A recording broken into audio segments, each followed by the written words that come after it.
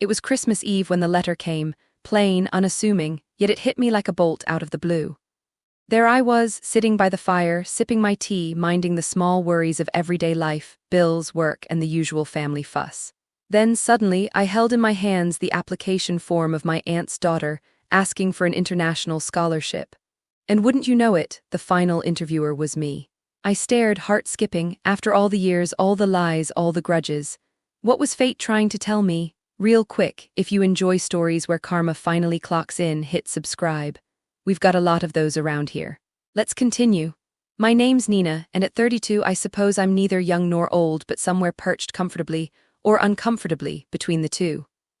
I run a small but busy community library in our town, a quiet place where stories flow like the river outside my window and where every face has a tale. I'm known for my stubborn streak and a soft spot for anyone who loves a good book. Family? Well, that's a tangled thing for me. You see, my mother and aunt, two sisters with a history not tighter than a fishing line in a storm. It wasn't always like this. The summer after I turned 19, the trouble began, and my mother, poor woman, found herself cornered by whispers that spread like wildfire through our kin. It started small, a look here, a question there. My Aunt Ruth, with her sharp eyes and even sharper tongue, had been nursing some grievance, one I didn't understand at the time. Maybe it was the land, a few $1,000s worth of inherited farmland that was more symbol than substance to me, but to her, it was everything. I remember one afternoon when I was helping Mom clear out the attic, finding old letters and faded photographs. I asked, "Ma, why do you think Ruth's been so cold lately? She barely says hello when she sees us." Mom sighed, folding a brittle letter with care. "Child, some battles don't start over love but over greed. That land, your grandfather's old patch, it's caused more wounds than the war ever did." I nodded, swallowing hard. "But to turn the whole family against you, isn't that a bit much?" Mom just shook her head. "People see what they want, Nina, and sometimes they believe the stories that suit their ears. Those early signs, the sideways glances at family dinners, the hushed conversations that stopped when I entered the room. I took note, though I said nothing. I was young and hopeful then, thinking time could smooth over any rift. But Ruth's coldness grew into a storm. At Christmas, when families gathered, she would smile with teeth too sharp to be friendly and drop hints that my mother was untrustworthy, selfish even. One year, when I was 22, I stood beside my mother in the kitchen as Aunt Ruth's daughter, Marion, came by with her usual fake cheer. "Oh, Nina," Marion said sweetly, her voice like a knife wrapped in velvet, still working at the library. "How quaint. I hope you're not expecting much from that little inheritance, since it's been complicated." Mom's hand tightened around the tea towel. "Marion, be kind. Money isn't everything." Marion shrugged, eyes sparkling with something cold. "Some of us have plans that don't rely on good manners or family ties." After that visit, I started noticing more. Phone calls that ended when I walked in, letters arriving addressed to Mom but taken away before she saw them, whispers carried on the wind at family gatherings. I would catch my Aunt Ruth sometimes, her lips moving in low murmurs, casting shadows my mother couldn't quite see. At work, between sorting books and helping Mrs. Jenkins find her mystery novels, I found my thoughts drifting back to the tangled family web. One afternoon, while cataloging donations, I overheard a couple of older ladies chatting near the window. "Did you hear about the land? They say Ruth's been stirring trouble, taking what's hers by any means." I heard it's all lies, but people love a scandal, don't they? That was the moment I realized the story had spread beyond our walls, into the town, into ears that never knew the truth. It stung, but it also sparked something fierce inside me. Not anger, not yet, but a steady resolve. One chilly evening, as the library closed and the last patrons drifted away, I sat at my desk with a stack of old family documents I'd borrowed from Mom's attic. I traced the lines of a deed, compared dates, checked signatures. Quietly, carefully, I pieced together the real story beneath the gossip. I made calls to the county records office under the guise of library research, pulled out old maps, and compared them with the disputed land boundaries. No one saw me working late nights. No one heard the phone conversations where I asked questions that didn't belong to a librarian's usual repertoire. At home, I found a corner in my mind where hope still bloomed. I wrote down facts not on paper but etched in memory, ready to stand firm when the time came. I watched the family dinners with new eyes, noting who spoke when, whose hands trembled when money was mentioned, who avoided my mother's gaze. And then there was Marian, Aunt Ruth's daughter, the girl with the bright smile and sharper edges. I saw her at gatherings, always poised, always watching, like a hawk waiting for the right moment to strike. Little did she know I was watching back. Through the years, I kept sending those Christmas cards to my aunt, the same way I'd learned from my mother to rise above the bitterness, to offer peace even when none was returned. It was a quiet act of defiance, a way to remind myself there was still some goodness left in that tangled knot of family. So when that letter landed on my desk, the one asking for a scholarship interview, Marian's name boldly inked on it, I didn't know whether to laugh or cry. Fate, it seemed, had a curious sense of humor. I folded the letter carefully, set it aside, and whispered to no one but the night. "Well, Nina, it looks like your past just caught up with you." The morning of the interview arrived like a freight train barreling through a quiet town, unexpected, loud, and impossible to ignore. I sat at my desk in the library, fingers poised above the keyboard, when the phone rang sharp and insistent. It was Sarah from the scholarship committee, her voice brisk, tinged with urgency. "Nina, we need you to step in as the final interviewer for one of the applicants, Marian Ruth. The committee feels it's crucial someone with local insight meets her. Can you manage?" I blinked, caught between surprise and something colder, something that pricked at the edges of old wounds. "Marian Ruth, you mean Aunt Ruth's daughter?" "Yes, that Marian, they want a thorough review. I trust you'll handle it fairly." I swallowed. "Of course, Sarah, I'll prepare." Hanging up, I felt the familiar weight settle on my chest, the kind that's equal parts burden and call to arms. I glanced around the quiet room. The ticking clock, the rustle of pages, the soft hum of computers, it was all so ordinary. Yet beneath the surface, a storm was brewing. Later that afternoon, Marian arrived, her presence as poised and polished as ever. She wore a tailored blazer, the kind that spoke of privilege and polished confidence. Her smile was measured, and her eyes, sharp as the edges of the rumors I'd heard, flickered with an unreadable light. "Miss Nina," she said, extending a hand with perfect grace. "I'm so pleased to meet you." I took her hand firmly, returning the smile with what I hoped was steady warmth. Marian, likewise. "Please have a seat." As she settled in, crossing her legs with effortless poise, I noticed the slight twitch in her left eyebrow, almost imperceptible, but there. The first crack in her polished armor. We began with the usual, her academic achievements, volunteer work, aspirations. She spoke eloquently about her passion for environmental science, her dreams of studying abroad, the scholarship being her key to unlocking new horizons. "Your record is impressive," I said, keeping my tone neutral. "But tell me, Marian, how do you handle challenges that come from unexpected quarters, especially when they involve family or personal conflicts?" Her smile tightened. "Challenges shape us, Miss Nina, they teach resilience. I believe one must face them head-on with grace and strength." I nodded, letting her words linger in the air. Then I asked quietly, "Have you ever had to deal with family disputes that tested your values?" Her eyes flickered again, a shadow crossing her features. "Everyone has their share of family troubles. I've learned to rise above." At that moment the door creaked, and my assistant Tom popped his head in. "Nina, the county records office just called. They confirmed all the land deeds you asked about. Everything checks out in your favor." I gave a subtle nod, signaling he could leave. Marian's gaze caught the exchange, curiosity flickering in her eyes. "Everything all right?" she asked.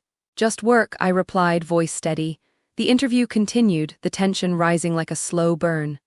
Marian was sharp, articulate, but there was an edge, something defensive beneath the surface. I pressed on, carefully weaving questions about integrity, trust, and responsibility. "Scholarships aren't just about grades," I said. "They're about character. Tell me, what does honesty mean to you?" Her smile faltered for the briefest moment. "Honesty is the foundation of trust. Without it, nothing stands." I leaned forward, voice gentle but firm. "And if trust is broken, what then?" She swallowed. "One rebuilds or walks away." The words hung heavy between us. After the formal questions, I asked her about her future plans, and she spoke passionately about her desire to make a difference, to leave a legacy. As she rose to leave, I extended my hand again. "Thank you, Marian. I appreciate your candor." She shook it, eyes searching mine. "Thank you, Miss Nina. I hope my answers were satisfactory." Once the door closed behind her, I let out a slow breath. The room seemed to shrink, the silence deafening. Tom returned, dropping a folder on my desk. "I compiled the latest findings, bank statements, land registry, witness accounts. It's all here." I looked up, feeling the weight of the moment settle. "It's time," I said softly. Later that evening, I found myself pacing the small room I called home, the shadows cast by the flickering candle dancing like ghosts of the past. I thought of my mother, stoic and strong despite the years of betrayal. I thought of Ruth's lies, the fractures in our family, and I thought of Marion, innocent or complicit, I wasn't sure. I sat down at the window, watching the moon cast silver light on the world outside. A knock came at the door and Mom stepped in, her eyes weary but steady. "You're still at it, Nina," she said with a tired smile. "I have to see this through," I replied, "for us." She nodded, sitting beside me. "Remember, the truth has a way of shining through, even in the darkest places." Her words settled in me like a balm. I rose, feeling the storm inside begin to settle, replaced by a fierce determination. The road ahead was uncertain, filled with shadows and doubt, but I was ready to face it. Whatever came next, I wouldn't be caught unprepared. Not this time. The morning air carried a chill that settled deep in my bones, as if even the sky knew the weight of the days ahead. I started early, long before the library opened, my mind turning over the fragments of truth I'd gathered and those yet to uncover. This was no longer a matter of family squabbles, it was a reckoning, and I was determined to see it through. I met Tom at the county records office just as the sun cracked the horizon. His ever-present grin was replaced by a serious set to his jaw, which told me he understood the gravity better than words could say. "Got everything you asked for," he said, spreading a neat stack of documents across the cold metal table. "Deeds, affidavits from neighbors, financial statements, you name it." I picked up the oldest deed, the paper brittle but the ink still legible. The land had passed hands in a way that defied reason, with signatures that looked oddly rushed, some dates out of order. Ruth's fingerprints were all over those documents, whether she knew it or not. "What do you make of this?" I asked, tapping a page where the transfer of land seemed forced, almost clandestine. Tom adjusted his glasses. "Looks like someone was eager to move those boundaries around before anyone could question it. Funny how these things never come up in polite conversation." I nodded. Polite conversation rarely reveals the truth. I tucked the deed back into the folder and pulled out a thick envelope marked financial transactions. The numbers danced off the page, withdrawals, transfers, money moved quietly, almost like whispers in the night. Later that day, I called on Mrs. Evelyn Harper, a neighbor of my mother's and someone who had watched the family drama unfold from her porch like a sentinel. Her eyes were sharp, her memory even sharper. "Nina, I remember those summer days when Ruth would come over with that forced smile," she said, her voice low but firm. "She'd talk about helping with the land, but I caught her once, moving the fence stakes just after dark. Not the first time she'd try to bend things her way." I leaned forward. "Did she ever say why? Was it about the money or something else?" Mrs. Harper snorted softly. "Greed, plain and simple. That land wasn't just dirt and grass to her. It was leverage power. I saw her try to pit family members against each other like pawns on a board." I thanked her, feeling a surge of warmth from her candor. Not everyone had taken Ruth's side blindly. Back at the library, I arranged all the papers on my desk, creating a mosaic of betrayal and deception. The lines between truth and falsehood blurred in the tangled web Ruth had woven, but the pattern was clear enough for me. Then came the phone calls, the ones that weren't quite friendly, Ruth herself, no doubt, checking if I was poking around too close. "Nina," her voice was silk over steel, "I hear you've been digging where you shouldn't. Careful not to get caught." I smiled, though she couldn't see it. "I'm just making sure the truth finds its way, Aunt Ruth. It's about time, don't you think?" There was a pause, a breath held between us. "Watch yourself." I hung up, heart steady. Threats were nothing new, but the more she pushed, the clearer it became. I was on the right track. That evening, Tom and I met again, this time in a small cafe tucked away from prying eyes. Over steaming mugs of coffee, we laid out the next steps. "I talked to a lawyer friend," Tom said, lowering his voice. "Says we need more concrete proof, witnesses willing to come forward, documents with original signatures, any record of money moving illegally." "Then we find them," I replied. "We'll gather what we need and prepare for when the time comes to confront her." Days turned into weeks as I balanced work, family obligations, and my covert investigation. I watched Marion more closely now, attending a few community events she frequented under the guise of casual acquaintance. Her smile remained impeccable, but the cracks were beginning to show, a flicker of impatience, a tense word here and there with her mother on the phone. One afternoon at the town hall, I overheard Marion speaking with a local official. "I'm just applying for this scholarship," she said, voice smooth but edged with urgency. There's nothing to worry about. My mother and I have everything in order. I stepped closer, pretending to browse a nearby bulletin board. Marian, a moment. She turned, surprised but composed. Nina, I didn't expect to see you here. Funny how paths cross, I said lightly. Tell me, how do you justify the stories that have followed your family? The ones that suggest some irregular dealings. Her eyes narrowed. Those are lies, family gossip, nothing more. I smiled, calm but unyielding. We all have our truths, Marian. Some take longer to come to light. She glanced around, then lowered her voice. Be careful, this isn't just about land or money, it's about reputation. You don't want to ruin yours over old grudges. Old grudges, maybe, or maybe it's about justice. I left her there, words hanging between us like a drawn bow. At home, my mother watched my growing resolve with a mixture of pride and worry. You're walking a fine line, Nina, she said one night, the fire casting flickering shadows on her face. But I believe in you. I won't let her rewrite our story, I answered, not anymore. The pieces were falling into place, and with each new fact uncovered, I felt the tide turning. Ruth's carefully constructed facade was cracking, and the foundation beneath it was shaky at best. The day came when I found the letter, a notarized statement from a former farmhand, attesting to witnessing Ruth's manipulations firsthand. His words were blunt, honest, and damning. Holding that letter, I felt the weight of years of silence begin to lift. This was the evidence I needed to take the fight beyond whispered accusations and half-truths. I looked out the window, watching the town go about its business, unaware of the storm brewing beneath its calm surface. With Tom by my side and my mother's quiet strength in my heart, I was ready to turn the tide. The confrontation was coming, and this time I'd be the one holding the reins. The day of reckoning dawned with the kind of quiet that seems to hold its breath, waiting for the storm. I stood outside the modest community hall where the family gathering was to take place, the stack of documents in my bag feeling heavier than the world itself.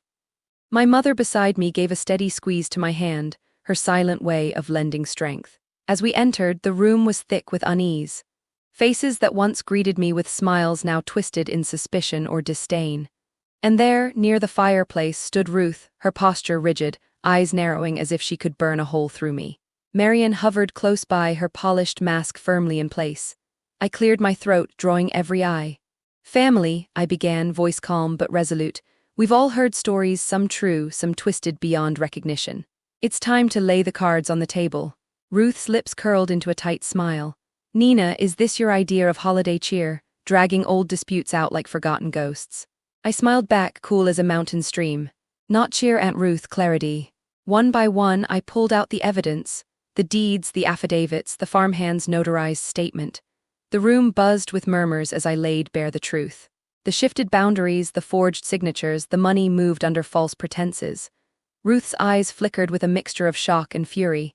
These are lies, fabrications meant to ruin me, she spat, voice rising. I stepped closer, meeting her gaze without flinching. Proof doesn't lie, neither do the words of those who witnessed your actions. Marian's composure cracked, a flicker of doubt crossing her features. Mother, please, she whispered, a tremor in her voice. The atmosphere tightened, the family split between disbelief and revelation. My mother stood beside me, her presence a silent testament to endurance. Ruth, I said softly, this isn't about vengeance. It's about justice for the sake of truth and the family we once were. The room held its breath as Ruth finally sagged, the fight draining from her posture. Marian reached for her mother's hand, an unspoken apology in her touch. That evening, as the family slowly began to mend the torn fabric of trust, I realized the power of quiet strength and careful preparation. The battle had been fierce, but the victory was more than legal. It was the reclaiming of dignity, of honor, of family. And as the firelight danced on familiar faces, I felt a new chapter beginning, one where truth led the way and the past no longer held the reins. The days that followed the family gathering carried a strange kind of lightness, like the moment after a storm, when the air is clearer and the world seems just a bit kinder. The truth had settled in the room like a stubborn dust, impossible to ignore, and it was changing everything. I found myself moving through those days with a newfound purpose, the weight of years of suspicion finally lifting from my shoulders. At the library, the rhythm of work resumed, but even the familiar routines seemed different. The townsfolk who had once avoided my gaze now offered nods of respect, whispers of support weaving through the aisles like a gentle breeze. Mrs. Harper stopped by more often, always with a warm smile and a fresh batch of homemade cookies. One afternoon, as I was shelving a row of books on local history, Tom appeared beside me, a grin stretching across his face. "You're not just the librarian now, Nina. People are starting to see you as something of a guardian for the truth." I chuckled, dusting off an old volume. "A guardian, huh? That's a new title, but I'll take it." Tom's eyes twinkled. "Don't get too comfortable. With all this attention, I wouldn't be surprised if you end up running for office next." I laughed, shaking my head. Let's not get ahead of ourselves. At home, my mother seemed lighter too. The shadows that had clung to her for so long were slowly fading. One evening, as we sat by the fire, she reached over and took my hand. "Nina, you did more than I ever thought possible. You gave us all a second chance." Her words warmed me deeper than the flames before us. "We all deserved that chance, Ma, it was time." Meanwhile, the legal proceedings moved forward with surprising swiftness. Ruth, confronted with the irrefutable evidence, found herself in a corner she couldn't charm or cheat her way out of. Marian, caught between loyalty and truth, began to distance herself from the tangled web her mother had woven. One crisp morning, I received a letter, official and solemn, confirming the restoration of the land to my mother's name. The land wasn't just property anymore. It was a symbol of resilience, a testament to standing firm when the winds of betrayal howled loudest. I brought the letter to my mother, who held it like a sacred relic. "This is more than paper," she said softly. "It's justice." With that victory came a quiet transformation in our family. Bridges, once burned, began to mend. Cousins who had taken sides found common ground in shared memories and renewed understanding. The bitterness that had threatened to fracture us was slowly replaced by cautious hope. At work, opportunities started to bloom. A local university approached me about speaking to students on the importance of community integrity and the power of perseverance. The scholarship committee, impressed by the thoroughness and fairness of the interview process, invited me to join as a permanent member. One evening, after a long day, Marian showed up at the library. I found her standing among the stacks, looking both vulnerable and uncertain. "Nina," she began, voice soft, "I wanted to thank you, not just for the interview but for everything. I see now that the truth can set things right, even if it's hard." I nodded, feeling a quiet forgiveness settle between us. "It's never too late to make things better, Marian." She smiled, a genuine one this time, before turning to leave. As the seasons changed, so did we. The past, once a heavy chain, became a stepping stone. I found strength not just in victory but in the journey, the people who stood by me, the lessons learned, and the hope that guided me forward. And so, with the land reclaimed and the family healing, I stepped into a new chapter. One filled with promise, resilience, and the quiet confidence that comes from knowing you've faced the storm and come through stronger on the other side. The chill in the air that morning felt different, not the biting cold of winter, but the sharp sting of change settling in like a slow, steady tide. News travels fast in a town the size of ours, and the whispers about Aunt Ruth's troubles had grown into a low roar. I heard through the grapevine that creditors were knocking harder, and neighbors who once turned blind eyes were now murmuring about the consequences of broken trust. At the library, the usual bustle was tinged with a quiet excitement. Mr. Henderson, the mayor, dropped by one afternoon, his usually stern face softened. "Nina," he said, leaning on the counter, "the community's proud of what you've done. You didn't just stand up for your family, you reminded us all of what integrity means." I smiled, brushing a stray lock of hair behind my ear. "I only did what had to be done." He chuckled, "Modesty suits you. But don't forget, that land isn't just soil and grass anymore, it's a symbol. And so are you." The weight of his words settled on me like a warm cloak. The battle had been harder than I ever imagined, but the victory felt sweeter for the scars it left behind. Meanwhile, at home, my mother was flourishing in ways I hadn't seen in years. Her garden bloomed brighter and laughter came easier. One evening, as we prepared dinner, she turned to me with a sparkle in her eye. "You've given me back more than just land, Nina. You've given me hope." I reached across the table, squeezing her hand. "We built that hope together, Ma. It was waiting under the rubble all along." But not everyone was faring so well. Rumors swirled about Ruth's mounting debts and the strain in her relationship with Marian. I heard from Mrs. Harper that Ruth had moved out of the family home, seeking refuge elsewhere. One afternoon, as I was locking up the library, I spotted Marian waiting outside. She approached with a tentative smile. "Nina," she said softly, "I wanted to let you know that things have changed between my mother and me. I'm trying to make amends, to find my own path away from the past." Her eyes searched mine for understanding. I don't expect forgiveness overnight, but I hope one day we can move forward. I nodded, feeling the weight of the moment. Change takes time, Marian, but it starts with a single step. At work, my responsibilities grew. The scholarship committee invited me to lead new initiatives encouraging local youth to pursue education abroad. I found myself mentoring students, sharing not just academic advice but stories of perseverance and resilience. One afternoon, Tom burst into the library waving a newspaper. "Look at this," he exclaimed. The headline read, "Local Woman's Fight for Justice Inspires Community Renewal." I laughed, a little embarrassed but proud. Guess the town's ready for a new story. Tom grinned. "You're making waves, Nina. Bigger than you might think." The legal matters wrapped up soon after, with the courts officially restoring my mother's rights to the land. The documents were signed, sealed, and the last of the disputes settled. That day my mother and I visited the farmland together. Standing on the rich earth beneath the wide sky, she breathed in deeply. "This place has always been home," she said, voice thick with emotion. "Now it's truly ours again." I felt a surge of gratitude for the journey, every challenge, every sleepless night, every moment of doubt that had brought us here. Back in town, relationships slowly shifted. Family dinners resumed with cautious smiles and tentative conversations. Old wounds were still healing, but the first stitches were in place.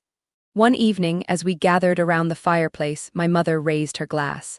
"To new beginnings," she said, eyes shining. I clinked my glass with hers, heart full. "To resilience and to family." The past still lingered in the corners of my mind, but it no longer held power over me. Instead, it served as a reminder of the strength found in standing tall when the world tries to knock you down. And as the fire crackled and the night deepened, I knew that no matter what lay ahead, we were ready.